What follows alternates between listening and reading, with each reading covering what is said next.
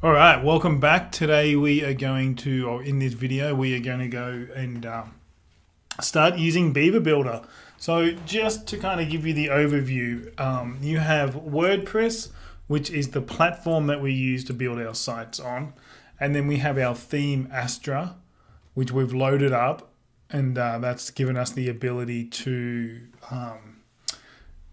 use like I'd mentioned, like the header and the footer and some of the other elements inside inside the theme. We have access to that. But to build out all these pages that you can see here, and everything in the middle of these pages, so everything from the footer here all the way up to the header, this is all designed with Beaver Builder. So Beaver Builder is the software that allows us to go in and start building out the content pages. So I'm just going to jump into it, and then I can start kind of explaining as we go. So just for this exercise, we are going to we're going to use a new page. So we're just going to pull up a new page. So go to Pages, New. I'll just call this Demo Page. Oops. And then click on Page Builder. Now, like I mentioned, the back end is where we can set some of those parameters as far as like when we share out our pages and that. But just for this exercise, we're just going to dive right in. Okay, so each page, like I mentioned, you can see the footer. So you can see the footer down the bottom and the header at the top. And that's where the menu is stored inside that. So everything that we're creating now is going to be in the middle, and everything that we create is going to be with Beaver Builder. So I'll just give you the overview of Beaver Builder. Up here on the top left, you have Save Template. So if we were wanting to save this template, we can go ahead and save that template. We can duplicate the layout. We can preview the layout. So we can go into preview mode, but we've got nothing there yet. Also, if you just push P, you can see the hotkey for that. If you push P, you can go ahead and preview that. Now, revisions. Now, we haven't saved anything yet. So if we were saving as we go, we can go back if we make a mistake or something, and we can revise it. So we'll show, I'll just remind me to, well, I'll remind myself to show you revisions as we get going and start building stuff out. This is where we can add some CSS code. Global settings is if we wanted to make a page and then go ahead and make edits to that page. If we were using that page as a template somewhere else, it would go ahead and change the template for all of that. So we might use that when we set up our blog page, but for all the other individual pages, I'm not going to recommend it. So you can have a think about that when you set up either your blog, or if you had one page that was high. If you were using, I'm just trying to think of a good example. So if you had like a school sponsorship page maybe, and you had broken it down and put like each individual student. So if you were going to make a template for those student pages, you could go ahead and create that template, save it, and then whenever you needed to change like the top or the bottom of the page or something, like if you were going to be doing, all right, this is the template for 2007, and you actually had dates and things like that, that may be when you want to use that. But I'll do a separate training on like that global settings and things like that. So this is just if you wanted to change from, this is just how you view it. You can change it from your interface to black or white. This is going to take us to the back to the back end of WordPress, help section, and then shortcut keys. I very, very rarely even jump into this menu. So that's all the stuff in the top left. Over to the right hand side, you have done. So if you hit done, it's going to you can either publish, save draft, or discard. Okay, and then you can cancel out of that. And then if you hit this plus, This is where you're going to find all your modules, templates, and everything, and then your rows and your columns, how you can structure your page. So we're going to just jump in, and I'm going to show you kind of how things are laid out. So the first thing you need to do, you need to drop in a layout. So it's always going to be under rows, and here's your columns. Okay, so at the moment I'm just going to use a 2-column layout, and it's going to come over, and that's it. I'm going to close this, and we're just going to work our way through this. Okay, so everything is broken down into rows and columns. So the row goes across the page, and the columns are going to break down inside that row, and then you can start adding your content into those columns. So let me show you the this little menu that you have on each row. So you have this is where you could move it. I'll show you a little bit more when we actually. Let me duplicate this so we can show. I'll show you in kind of real time. So if you needed to move it around, you can move. See how you have to wait for it to go blue, and the whole bar, like that row bar, needs to come right across the page. So I can drop it there. The next little icon is row settings. Okay, so this is where we can set our background and certain other things. So the width is actually fixed at the moment. So you can see it's fixed in the middle of the page. So it's not full width at the moment. So what I'm going to do is I'm going to make this a background just so you guys can see it a little easier. And then I'll show you how to do this anyway. But let's just make it orange. So see how you can see it's just fixed to the middle here. Okay. So if we want to make this full width, which is most of our pages are going to be full width in our content. So you'd make that full width. Okay. And then you can have the content width as well. So typically you would use a fixed content width. Because if you go full width with your content, it just means everything's going to be just like off to the sides a little bit too much.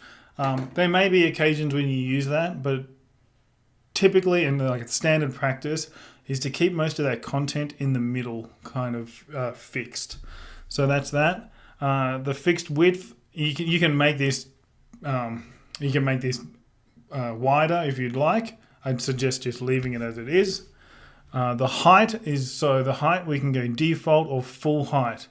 Okay, so the full height's going to give us like a nice big page height.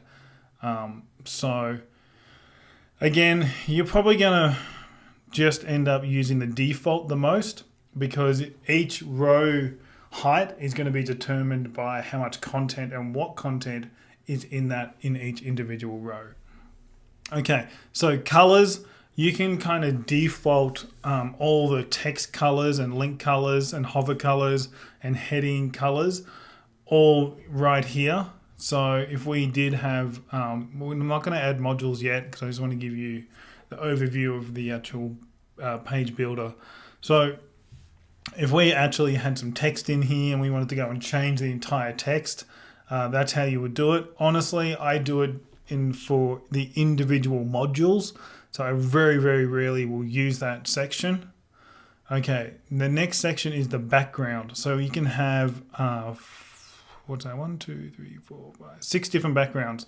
Okay, so you can have no background at all, which is just going to be white, or whatever the background of your theme is. If you changed it to that, like there's a washed out gray, but it's just going to default to whatever your background of your website is. So you can have a photo, which is probably the most popular, at least for this top part of each individual page or content page, I call this. So I'll refer to these as content pages. So we have a home page, content page, which is a very similar layout for each page is going to have a very similar layout.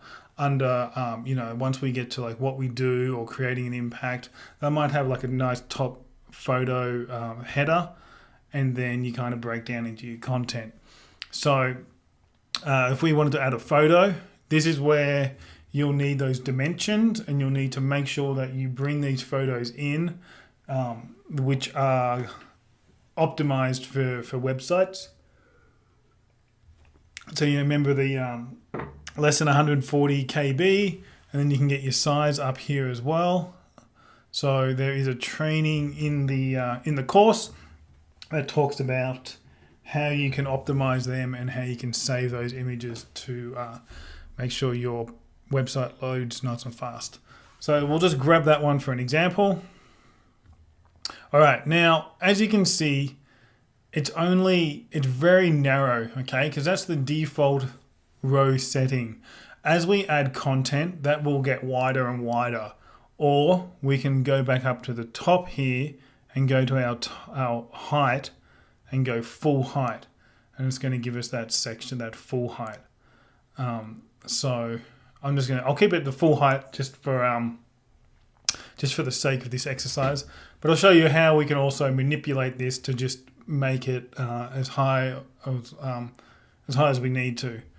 So your background, depending on your background, if it's a really small background, you might want to repeat it, and then that's going to determine where. That's typically if you had like a little background of like, say, a bunch of little squares just to help break up that background. Let me see if I can. Just thinking. Let me see if I can quickly find something. Oops.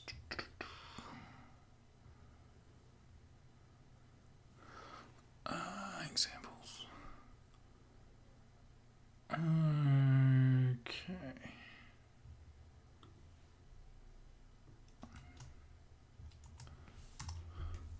So, for example, Charity Water, I know they have it on one of their pages.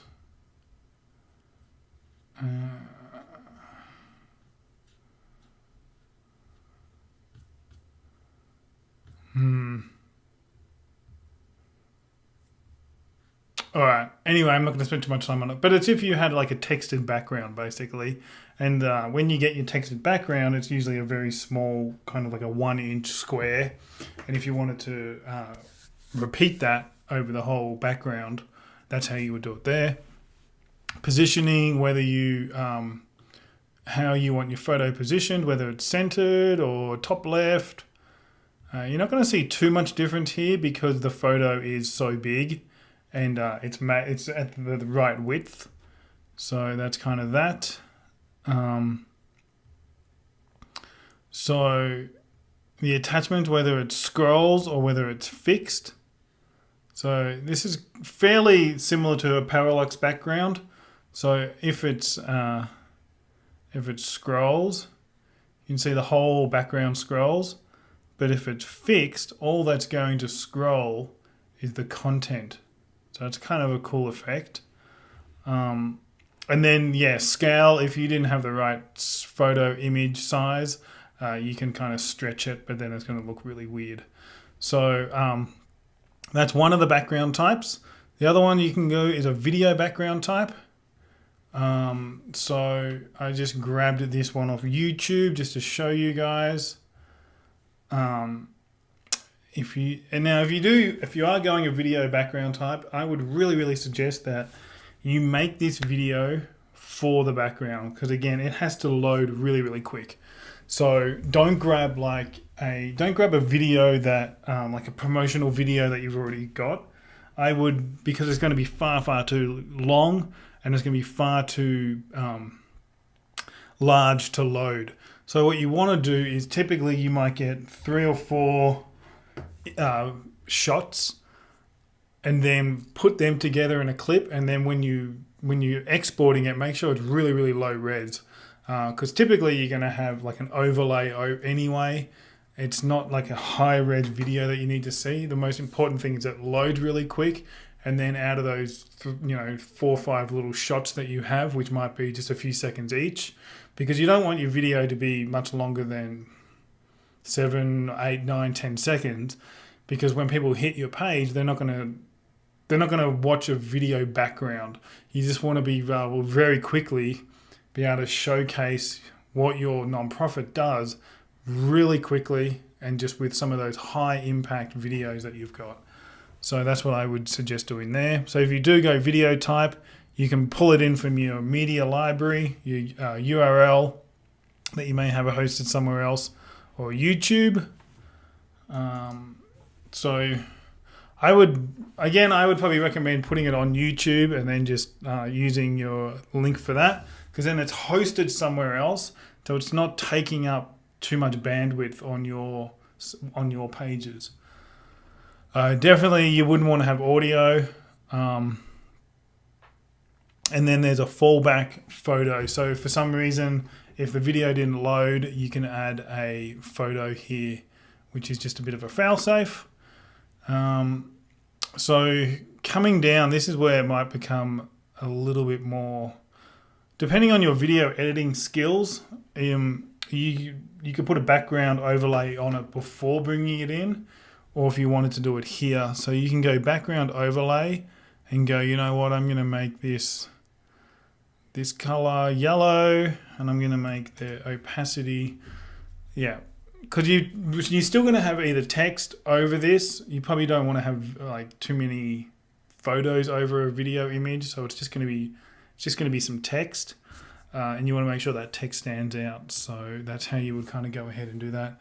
And you can change this to any color you like. You can either go black, you can go all the way up to probably 95, and you can still see there's movement on the page. You just won't really get to see what it is. So just depending on what your video is and what your goal is with that. So, and then down the bottom here, you can add a border. So border color, I'm just going to make it like red or something so you guys can see it, or orange. Now you can set where that border is, whether it's the top, bottom. Let's bring it down the bottom so you can see it. So you can have a border there. Now you can have this border whether you're doing video or photos, or even if you're doing a solid color, you could make that a different color to help break things up. So that's how you would do that. The next one would be a slideshow background. So if you were going to have 3 or 4 images just scrolling through, again, these would be the same size. If you're using this template, they would be the same size as this photo down here, the left, this one here. They might not be as high, but that's the width you want to aim for, is 920, and then it might only be between 700 and 900 in width. Again, that's just going to depend on what you have over that, over the slideshow. So you could just add them to your gallery, and then that's going to be your background there. Okay. Again, you can go ahead and add a overlay background, overlay color. It's probably a little bit too dark, but and then you just have some settings. So you have the transition settings, fade, kind of key burn, so it's, things are moving. Add that element of not quite a video, but it's just things are moving. You can just have it scrolling in horizontally, slide, so it comes in, and then some other ones there, and then you got your transition speed. So that's how long that transition takes, and then the speed up here is how long the photo will be displayed for. 3 seconds is good. Again, people aren't going to stick around much longer than 7 or 10 seconds to watch your entire slideshow, particularly if it's on your home page or something. That's probably where I would be using that. Okay, next one is parallax. Very similar to that setting where I showed you. You can, so you still use one image, and then it's the same thing. It's kind of everything, the background stays there. It's hard to see when we don't have content, but the background kind of stays there, and then the content moves, and you can have different speeds on that. I actually think if you were going that way, I think the photo and the fixed, is a better looking effect. So you can play around with that.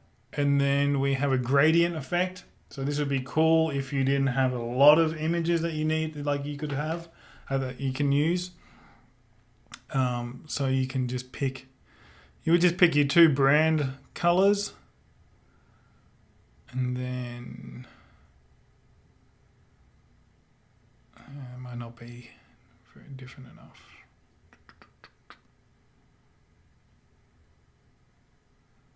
Okay, so it gives you that nice gradient effect. And you can change the direction of the gradient coming up from the bottom, from the top. I'm sure you can do left to right, bottom left. So it's going to give us a bit of an angle, as you can kind of see. Advanced options. Okay, so you can have it set maybe 50% or so coming, so the gradient wouldn't start until halfway down the page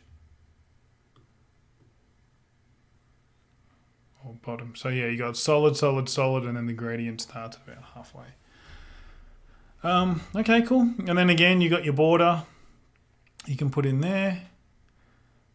That's kind of it for those backgrounds. I'm going to set this to a solid background just so we can continue on with the tour. Okay, so that's it for under style. The next section we have effects. Okay, so top row separator. So let me show you what the separator is. This is where you might have a big old arrow coming in from the top. Big triangle. So it's just a way to really help break up your sections. And then depending on what type you go for, you can change and play around with this also. Let me show you wherever you see this little monitor.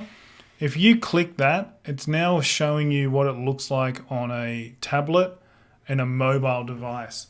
So, and wherever you see these little icons, you'll see them on text, you'll see them on photos, you'll see them kind of everywhere on your builder. Not everywhere, but different places on your builder. That means you then have control over what it's going to look like on each individual size. So you may want this to be 200. So you have a really dramatic effect on a desktop.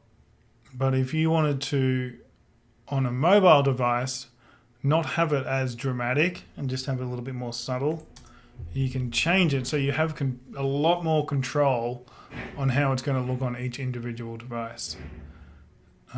So you can just click on that as you see those images. So yeah, you can look around. There's a whole bunch of different ones here. I think the clouds are pretty cool. So again, try and use ones that still represent your brand and represent what you're doing. Don't just use the clouds for the sake of using the clouds. If you really wanted to have a row separator, you would just go with something like a triangle or the big triangle or something like that. I think some of these are new. I haven't seen the pine tree. Oh, that's kind of cool. So yeah, you can kind of play around with them. Slime, cool. Again, you can have that for the top and the bottom. So you can depending on where you wanted that, you can add them to either the top or the bottom. So it really can really help make your site a bit more fun and unique. So that's the row separator. Let's put that back to just so we can see what we're doing during the demo. Okay, now advanced is, so you have your margins and your padding, and I'm not sure if not sure if we talked about margin and padding too much. So your margin and your padding is if you need extra. So I'm going to, oops, I didn't save any of that, so that's fine. Let's say color, orange, for width, Okay, I'm going to duplicate this. And then I'm just going to go in and change the color. Okay. So I was about to show you back into settings. I was about to show you the last tab is so it gives you a little bit more control on the margins and padding. Okay, so if we wanted some, I'll show you a little bit more when we actually are using text and stuff inside the rows. But if you wanted some space at the bottom between these two rows, this is where we would do it. So I would probably just add, say, 70 pixels of padding. And again, see where you see that little computer, the screen? You can push that and see what it's going to look like on tablet and then mobile. So if you thought that was just too much on a mobile, well, say if we went, say you were going for a lot more spacing between your rows, so say you had like even 300 pixels, but it's just far too much on a mobile device because people have to scroll all that. You could just say, all right, I want some space, but not all of it. So 40, okay? Now, it's really important that if you are doing this, this is why we develop 1 or 2 content pages, and then we use those and we use them as templates over the rest of the site. It's just going to save you a lot of headache going back and forth and making sure all the spacing is exactly the same on all your different pages. So that's why we'll spend the time and we'll create, 1 or 2 content pages, and then we'll just use them for the rest of the website. And that's how, that's how all the big design firms will do it. They'll spend time and develop a couple of pages for you, and then they will be your template for your site. So that's kind of it for the row. The padding is if you actually had something inside. So I'm just trying to. So the margin is basically space between from this orange to the yellow here. So it's additional space below the actual row. Now, if we went to put padding in, and I put, let's get rid of the margin. Now, if I put 300 of padding, you can see it extends the row all the way down. So if you had some content in these boxes, but you just needed that extra space, that's where you add padding. So padding is similar to a margin, but it's inside the row setting. Okay, so I hope that makes sense. So padding is still within the row, and then the margin is going to give us space outside of that row. Okay. This is where we also have some control over responsive layout. So if we were designing some pages, and in particular, like they ended up getting quite long. There's a lot of different content on there, or there's different, like you might have a slideshow on there or something, an element of boxes, something along those lines. But if you didn't want that to display on a mobile device, because remember, people have to scroll all the way down, this is where we can assign whether it's going to be on a large device only, which means we'll only see that whole row, whether we're on a large device, medium device, or large and medium device only, medium and small device, or just small device only. Now, this is going to be for the whole row. We can drill down and do this for every single element. So if there's certain buttons that you wanted to appear on mobile, but not, your desktop, that's where we can kind of do that. Visibility is just whether you have a user logged in or logged out. I'm guessing the majority of you are not going to have to use this. And then this would just be some HTML. So again, we probably will never use this. That's if you wanted to assign certain ID in classes. But I'm not going to get into that because I don't think you guys are going to use it. I barely use it. So that's kind of it in a nutshell for Beaver Builder. I'm going to just take a break and then come back, and so we can divide this video up as well. And then I'm going to go through all the different modules on Beaver Builder. And then as I'm bringing in these modules, it's going to give you a much better idea as we build things out, how they kind of come together.